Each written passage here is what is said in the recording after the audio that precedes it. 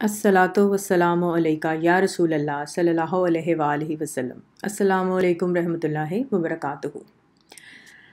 आज जिस टॉपिक को हम डिस्कस करेंगे उसका नाम है मुर्शद को क्या मानना चाहिए। ये टॉपिक हमने किताब जवाहिरुल इश्क से लिया है। इस फेसबुक पेज के ऊपर आप जवाहिरुल इश्क की अगर बाकी वीडियोस को सुनना चाहें तो आप प्लेलिस्ट जवाहिरुल इश्क को क्लिक करें, वहाँ पे आपको सारी वीडियोस नज़र आ जाएंगी। ये इस सीरीज़ की आज 9th वीडियो है। मुर्शद को क्या मानना चाहिए। उलमाए इकराम के मुताबिक मुर्शद की ताज़ीम वैसे ही करनी चाहिए जैसे सहाबा इकराम रज़ी अल्लाह अन्हुम ने नबी पाक सल्लल्लाहु अलैहि वसल्लम की ताज़ीम की। इससे ये बात काफ़ी हद तक वाज़ेह हो जाती है कि एक मुरीद की नज़र में मुर्शद का क्या मुकाम होना चाहिए।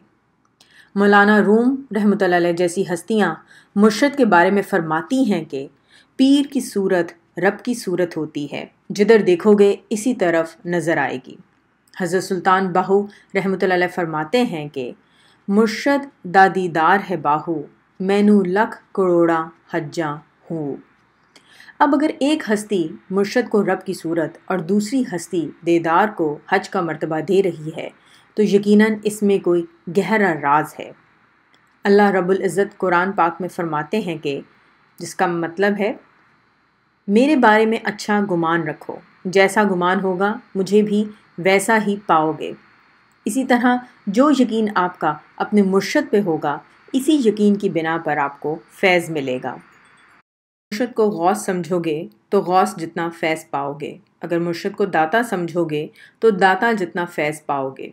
इसी तरह अगर मुर्शद को अपना रसूल समझोगे तो रसूल वाला फैज़ मिलेगा। अगर मुर्शद को रब समझोगे तो वही मिलेगा जो बंदे को रब से मिलता है। फ़ैसला आपके हाथ में है कि मुर्शद को क्या समझकर किस मंजिल तक जाना चाहते हैं। समझदार के लिए इशारा ही काफ़ी है। रांझा आखना मना विच खेड़ियां दे, जोगी आखना कोई विचार नहीं।